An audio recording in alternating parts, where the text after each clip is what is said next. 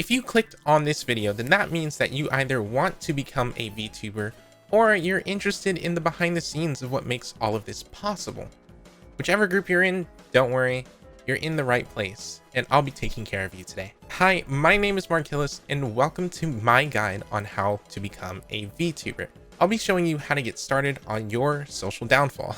For this video, I'll be talking specifically about live 2D models and software and not 3D models. Fia already has a pretty good video on how to make a 3D model and how to get started with 3D VTubing, and I suggest checking out that video instead if you're interested in that. Now, I would think anyone who's watching this video probably already knows what a VTuber is, but in case you didn't know, I'm about to do an in-depth guide right here on the spot. So a VTuber is short for virtual YouTuber. Basically, these guys.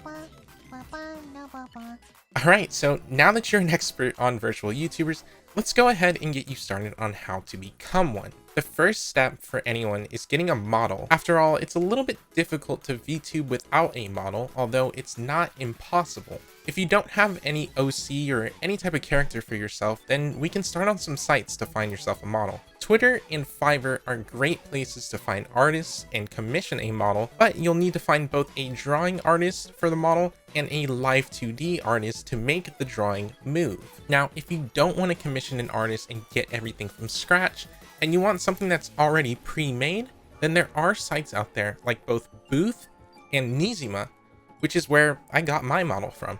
And for all my broke boys, dudes out there who don't have as much money to burn, it's totally possible to make your model yourself entirely for free as well. It's a little bit time consuming and you'll most likely rip out your hair or either quit before it's actually done, but I know of quite a few people who got started that way. Now, after getting a model, you're going to need the right software to make it move. Otherwise, it's kind of like a dead puppet. Can puppets be dead?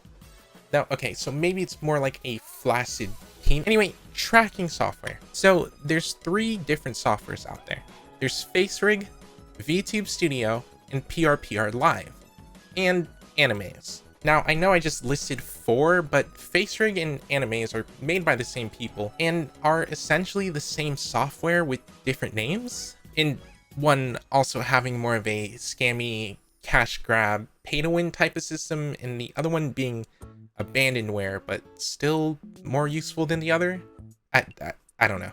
Either way, I've used all of these softwares, and by far the best one out there is VTube Studio, especially with the ability to use your phone for more accurate face tracking. All of these can use webcams for face tracking, but VTube Studio allows you to use a modern iPhone with Face ID, basically an iPhone 10 or above, sorry for all you other guys, to send facial tracking over network to your PC. Now, I know it sounds like rocket science, and for VTubers, well, it basically is, but the setup is actually really simple. You just check a few boxes and then you're up and running. Now, for all of the softwares, you're going to need to install a virtual webcam driver in order to make sure that you can capture the software later.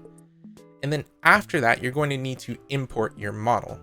Now, each software is a little bit different in how it guides you to do this, but it's essentially the same for all of them. To import into VTube Studio, we're going to need the file for our model and the file location where the models go for the software. Then you just drag and drop, nice and easy. Now, after all of that is set up, then it's time for the final part before you're ready. And that is setting up the software to work with OBS Studio. For anyone who's used OBS before, this should be plain and simple to you. But for all of you who are new to OBS, I'm going to walk you through it. So when you go into OBS, you're going to have the option to add sources to your scenes. You add a video capture device, and then you select the virtual camera from the drop-down menu. Now you're in. From here, you can either leave it as is, or maybe throw on a green screen and some overlays. But the rest is up to you. You're all set to become a VTuber. Now, if you like this video, please don't forget to leave a like, and if you like me, well, hit that subscribe button. Anyway, thanks for watching, and I hope to see you in the next one.